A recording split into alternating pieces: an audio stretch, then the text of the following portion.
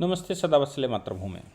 आपने कुछ दिन पहले मेरा एक डिस्ट्रिक्ट कोर्ट में न्याय बनाम निर्णय पर एक लेक्चर सुना होगा। मैंने उसको भारतीय न्यायिक दर्शन या न्याय दर्शन के आधार पर दिया था और ये कहा था कि आज क्या वाकई में न्याय हो रहा है या केवल निर्णय हो रहे हैं।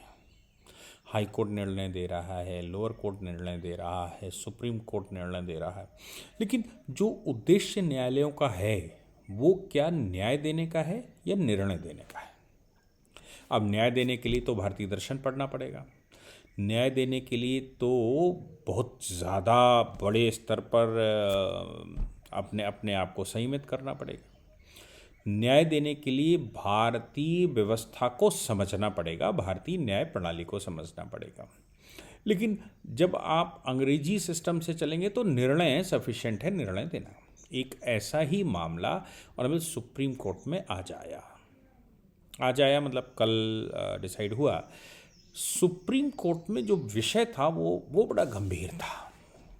उसको समझने की कोशिश करेंगे तो सुप्रीम कोर्ट ने उसको हाई कोर्ट का प्रशासन, हाई कोर्ट की डिसिप्लिन, न्यायालयों का डिसिप्लिन ये समझने की कोशिश करी। हालांकि मैं उस बात से बहुत सहमत नहीं रहता डिसिप्लिन के नाम से। मैं रेस जुडिकाटा जानता हूँ, उसको रेस जुडिकाटा कहा जाता है और रेस जुडिकाटा सीपीसी में ऐसा प्रावधान है जिसमें ये कहा गया है कि अगर एक विषय पर एक बार निर्णय हो गया, न्याय तो मैं शब्द इस्तेमाल नहीं करता, एक बार निर्णय हो गया तो फिर उस पर पुनः कोई केस फाइल नहीं हो सकता, उस पर सुनवाई नहीं हो सकती। फ्रेश केस तभी फाइल हो सकता है जब विषय दूसरा हो। अब उसमें कंस्ट्रक्टिव रेस जुडिकाटा भी शब्द इस्तेमाल होता है, यानी कि वो विषय बदल कर लाया गया हो लेकिन बात वही हो, वो उसमें सब्जेक्ट बदल दिया गया हो, उसमें कॉज बदल दिया गया हो, लेकिन परिणाम वही निकलने वाला है। तो इसको कंस्ट्रक्टिव रेस जुडिकाटा कहते हैं और इसको ये कहते हैं कि ये भी रेस जुडिकाटा है अगर कोई व्यक्ति चालाकी पूर्वक नई पिटीशन फाइल करता है और वो पिटीशन कोर्ट में लेकर आता है और पिछली वाली चूँकि कोर्ट की परिणति निकल चुकी है उस मामले की, तो फिर वो उसको विषय बदल कर लाता है लेकिन परिणाम वही चाहता है। तो जहाँ परिणाम वही चाहता है वहाँ कॉज ऑफ एक्शन सेम है, या हो सकता है कि कॉज ऑफ एक्शन बदले लेकिन परिणाम अगर सेम निकालना चाहता है तो फिर रेस जुडिकाटा लागू होता है। हाँ, रेस जुडिकाटा का प्रिंसिपल ये है कि फ्रेश केस पर फाइल होगा। रेस सब जुडिस तब फाइल होगा जब केस ऊपरी अदालत में हो, यानी कि पहले से सुनवाई हो और फिर उसी विषय को एक और नई पिटीशन में डाल दिया गया। लोग कहते हैं 10 पिटीशनें डाल दी। तो इस विषय में ये कहा गया है कि एक मामला जो फाइल हुआ, फिर वो डिग्री हो गया, उसकी अपील गई, अपील की दर अपील गई और फिर सुपर अपील गई। अपीलों में मामला चल रहा है तो अपील तो जा सकती है क्योंकि वो फ्रेश मैटर नहीं है, लेकिन जब उसका कोई फ्रेश केस फाइल होता है तो उसको उस पर रेस जुडिकाटा लागू होता है। ऐसा मामला एक डिस्ट्रिक्ट कोर्ट का आया और डिस्ट्रिक्ट कोर्ट ने कोई 8 सेंट कहते हैं या अलग अलग स्टेटों में अलग अलग शब्द इस्तेमाल करते हैं। हम उत्तर प्रदेश, बिहार और ये मध्य प्रदेश इधर विसुआ वर्ड इस्तेमाल किया जाता है। 8 विसुआ लैंड का मामला सन 1990 में डिग्री हुआ। जब मामला 8 सेंट का आया तो डिस्ट्रिक्ट कोर्ट ने डिसाइड किया, फिर हाई कोर्ट ने डिसाइड कर दिया और हाई कोर्ट ने वो डिग्री कर दिया।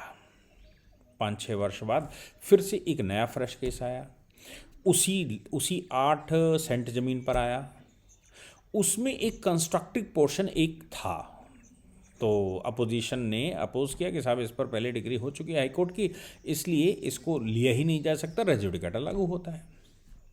पिटिशनर ने कोर्ट को ये समझाने में सफलता प्राप्त कर ली कि उसने ये कहा कि साहब जो पहले वाला केस था वो कंस्ट्रक्टेड लैंड का लेकर था, जिस पर 8 सेंट में जो कंस्ट्रक्शन है, ये जो केस है बाकी लैंड का है। डिस्ट्रिक्ट कोर्ट ने उसको मान भी लिया।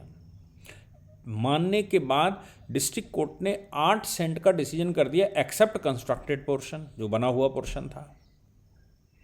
मामला हाई कोर्ट गया, हाई कोर्ट में पहली अपील में डिसमिस हो गया। पहली अपील में उसको पलट दिया, सेट असाइड कर दिया। पहली अपील ने ये कह दिया कि नहीं भाई ये तो ठीक बात नहीं है क्योंकि रेज़ जुडिकाटा लागू होता है। सेकंड अपील हाई कोर्ट में चली गई। हाई कोर्ट की सेकंड अपील में उस मामले को पूरा सुन लिया गया और डिक्री बना दी, क्योंकि मामला वो उस पर कंस्ट्रक्शन हो लैंड पर या ना हो, मामला तो 8 बिसुए का ही है। और अभी सुप्रीम कोर्ट मामला आ गया। सुप्रीम कोर्ट में सवाल ये पैदा हुआ कि साहब जब हाई कोर्ट एक बार डिसाइड कर चुका है तो फिर नीचे लोअर कोर्ट ने उसको दोबारा सुन लिया, फिर हाई कोर्ट चला गया, फिर हाई कोर्ट की पहली अपील फाइल डिसमिस हो गई, दूसरी अपील पहली अपील अलाउ हो गई, दूसरी अपील डिसमिस हो गई। क्या है ये चल रहा साहब? सुप्रीम कोर्ट ने मामला सुना। अब सुप्रीम कोर्ट में मुझे जहाँ तक लगता है, जो मैं पढ़ पाया, कि वो मेरिट पर डिसाइड नहीं हुआ, वो प्रोसीजर पर डिसाइड हुआ।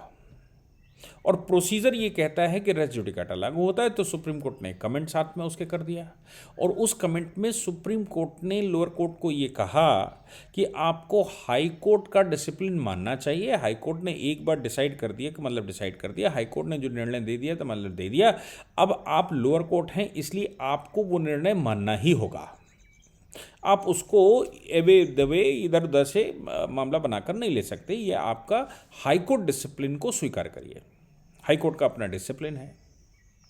जबकि रेज़ जुडिकाटा जहां पर लागू हो रहा हो वहीं पर लागू होता है। अब मामला कंस्ट्रक्टेड लैंड का था, मामला पूरी जमीन का था, मामला आधी जमीन का था, मामला सुनने लायक था।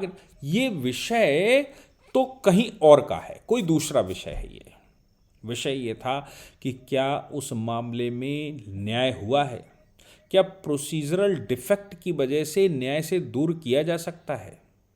मैं पहली अपील की बात करूं या दूसरी अपील की बात करूं, मतलब कल तक इधर था, आज इधर हो गया।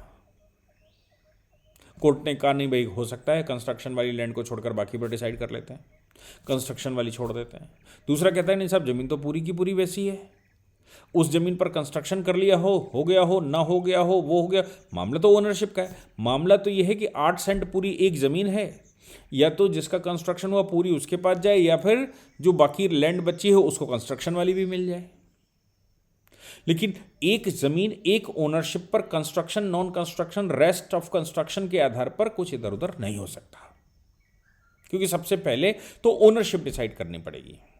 अब उसमें पोजीशन का मामला है, बहुत कानून थोड़ा बृहद है, बहुत सारी चीज़ें हो सकते हैं। लेकिन मेरा वक्तव्य आज भी वही है कि हमने अंग्रेजी प्रणाली को स्वीकार कर रखा है। यहाँ निर्णय हो रहे हैं, न्याय हो रहा है कि नहीं हो रहा है, ये सब्जेक्ट टू रिव्यू है। क्या संपूर्ण न्याय हो रहा है, क्या पार्शियल न्याय हो रहा है, क्या निर्णय न्याय के आधार पर हो रहा है, किसी व्यक्ति के साथ नाइंसाफ़ी तो नहीं हो रही है। ये बहुत सारे प्रश्न अभी जीवित हैं। सुप्रीम कोर्ट के जो डायरेक्शन इशू हुआ है, इस डायरेक्शन से ये पता लग रहा है, या ये जो खेल हुआ कि मामला 6 बार सुना गया, पहले लोअर कोर्ट, फिर हाई कोर्ट, फिर हाई कोर्ट की अपील, फिर नया केस, फिर लोअर कोर्ट, फिर हाई कोर्ट, फिर हाई कोर्ट की सेकंड अपील, और 7वीं बार अब सुप्रीम कोर्ट आया। आप सोचो कि एक मामला 7 बार चला, न्यायालयों में सुना गया, और निर्णय पर निर्णय होते गए, कभी इधर तो कभी उधर। ये कह सकते हो कि न्यायाधीशों में ईश्वर का वास होता है, धर्मराज स्थापित होते हैं, वो उनका मूड उस समय बदल देते हैं, और मूड बदलकर जो करवाना होता है वो करवा देते हैं। एक तो पक्ष ये है। दूसरा पक्ष ये है कि न्यायाधीश को बहुत ज़्यादा भारतीय दर्शन के अनुसार, भारतीय न्याय दर्शन के अनुसार बहुत ज़्यादा पढ़ा लिखा होना चाहिए, बहुत ज़्यादा होशियार होना चाहिए, ताकि वो मामले को देखते ही उसको समझ में आए कि वाकई में इसमें क्या है। भारतीय न्याय दर्शन अगर आपने पढ़ा है तो फिर आपको ये बात बिल्कुल साफ समझ में आने लगेगी अपने आप कि सही क्या और गलत क्या। इसके लिए न्यायाधीश की ज़रूरत नहीं है, इसके लिए न्यायालय की ज़रूरत नहीं है। ये तो अपने आप समझ में आएगी कि सही और गलत का फ़र्क क्या है। आम आदमी को भी समझ में आता है अगर भारतीय न्याय दर्शन को वो पढ़ता है तो न्यायाधीशों के लिए तो कंपलसरी होना चाहिए कि वो न्याय दर्शन को पढ़ें, तब न्याय होगा। अदरवाइज़ मेरा मानना यह है कि निर्णय हो रहे हैं, लेकिन न्याय अभी संपूर्णता को प्राप्त करना बाकी है। जय हिंद, जय भारत, वंदे मातरम।